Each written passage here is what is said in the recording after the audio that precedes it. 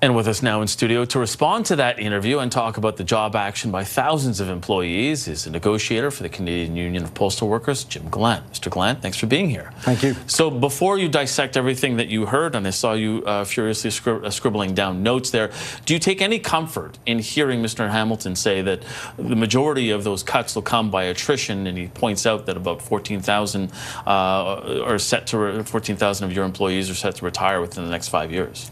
Well, I'm sure that anybody listening to Mr. Hamilton, when he says he'll be thoughtful or the corporation will be thoughtful, it probably brings laughter into their life. But 14,000 may retire. They don't have to retire. They may not be able to retire with this kind of economy. You know, it's a guess at the most. And he didn't commit to you or to us that that's what's going to happen. He said, we'll lean on it, whatever that means. Right. What do you say to Canadians right now that are seeing all of your members out there, or a great number of your members, and they're saying to themselves, why are they on strike again? I say join us, come to the picket line and find out if you don't already know. But the minister dropped a bomb yesterday, and it's big changes for Canadians. It's big changes for postal workers, and we couldn't lay down on it. And in your opening, you said postal workers are on strike again, but that's not the case. We're still on strike, because what happened was we went out last November and December to try and settle this thing, and the government ordered us back, and then ordered a commission, ordered a vote, and now have taken, and everything leads to when Lightbound puts his announcement out yesterday. You could take Canada Post's press statements from November and December last year, and he gave them exactly what they wanted. It's their Christmas list, right? Yeah. But your latest offer, as Mr. Hamilton had said, and Canada Post is saying, would add $2.8 billion to new costs over the next 4 years. It includes 4 more personal days when you already had 13, plus the statutory holidays and 7 weeks of vacation, according to them. Do you think that most Canadians will look at that and believe that that's a reasonable ask? The vacation time is something that they use as a buzzword, so I'll leave that one alone. It's something I think you and I have talked about. We took vacation leave instead of getting bigger raises way back when. That's something that's been in the collective agreement for years. The 4 personal days that they're talking about, we have a grievance in that an arbitrator is seized with, that we say we were supposed to have 17 anyway. The government, we already had 7. The government put 10 into the Canada Labour Code. If you add 7 and 10, do you get 13? That was Canada Post math. So those are things that the minister could have taken care of when he dropped his bomb, but he didn't take care of. And I'm forgetting the third one that you. It was the statutory holidays; those are already in there. I think that was the 3 because, but at the same time, there is a significant raise that you're asking for. The number that they have put out there is 19%, or at least a 19% wage increase, and that is something that gets the attention of Canadians as well, who, you know, we've spoken about in the past. Every Canadian would love a 19% wage increase, but in this economy, that's not something that everybody's going to get. So it's over 4 years, right? And the 2 previous years we signed an extension during COVID, so there wouldn't be any upheaval during the pandemic.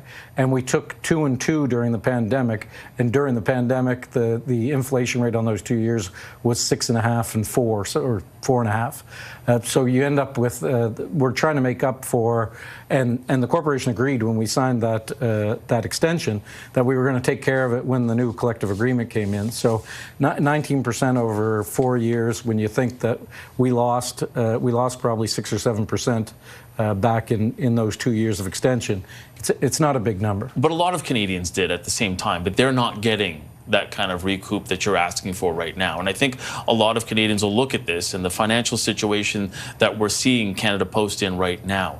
And people are trying to square that circle. In a sense, Canadians may ask, how can you ask for so much when so little is coming into Canada Post and it is doing so badly? And I'm gonna laugh a little, but the minister was very clear, and he piled up all the sandbags too. He said, you know, they're losing $10 million a day. They lost $400 million in the second quarter. all the negative stuff gets piled up. But the thing is that we are in a legal strike position, and we've been since November and December. And customers are staying away because of that, some of them. And they're using foreign entities, you know, the FedExes and the UPSs of the world. And when we get a contract, they will be back. And they say it on their websites. We're waiting for Canada Post to be back. But are you sure about that? And the only reason I say that is because when people get used to using something else, they may not come back to Canada Post if they can't believe that it's reliable. We've heard this from small businesses who look at this and say, I have to take my business elsewhere because I can't rely on Canada Post. We're the best price in town. That's why they'll come back. And we're the best service in town. And that's something the minister is taking and getting rid of. And that will be the problem down the road. We're not going to deliver to the door. So if you get a parcel, you're not going to get that parcel to the door. But if the other carriers come, it's going to be put right into your hands because they're going to ring the doorbell. Not all of them. Some of them will throw it on the lawn. But that's not what we do. But instead, Canada Post is saying you're going to go down the road, around the corner to a mailbox and open up and get a key and open up another box, and there will be your parcel. Some people in Canada have to drive kilometers to do that. We're not in favor of that, and that's not what customers want. And it's not what Canada Post management wants. It's not necessarily what we want, and it's not necessarily what the government wants. What do the public want? And that's why we want the public to get involved. And you asked earlier, what should the public be thinking? The public should be thinking the government is trying to take away a public service. And that's what we need. And we do that work every day. And the Doug Ettingers of the world, the CEO, and the John Hamiltons, who's been there for a decade, those people haven't been there for a career. I've been there for 37 years of my life, and that's what me and all the other postal workers want to do, serve Canadians. And we do not want to be on picket lines, but we're forced there by governments and managers that do this. When you consider where we are right now and what's facing workers at this moment, is there any part of the union that looks back a few months to that first work stoppage or the first time you guys went on strike and went, maybe the deal that we had on the table then would have been a little bit better because we wouldn't be in this situation where they're making these major upheavals and these major changes to Canada Post? There was no deal at that time. That's the problem. They waited until after we took a strike vote to even start negotiating, and then they put us out on strike, they leave us go, and then 5 months later, 6 months later, then they go, this is our final and best offer. Why didn't they say there was a final and best offer in November or December and not have a strike at all? They want it to be right where we're sitting today, and everything points to it, and the government is complicit with it, and we need Canadians to come out and fight for their post office. It's a use it or lose it, and everybody's saying elbows up. This is a Canadian-owned company, not that a boss owns it. Right. Canadians own it. This is where the government should be spending its money. The government is using FedEx and UPS. They should stop. Every government in the country should. That's what's going on here. Are you at all concerned that Canadians won't come to the picket lines, won't be supporting you because they're looking at this and they see the story of Canada Post as something that needs major reform before it can go forward? Are you concerned that we need this type of rupture that Prime Minister Carney has been speaking about, but specifically with Canada Post, before anybody feels like they can trust it again? All the workers in Canada are under attack. You've seen it, strike after strike, order back to work after order back to work. Canadians know what's going on. It's not good for the worker, and Carney can say all he likes. I guess Prime Minister Carney can say he's for the worker, but the proof is in the pudding. This isn't helping the worker.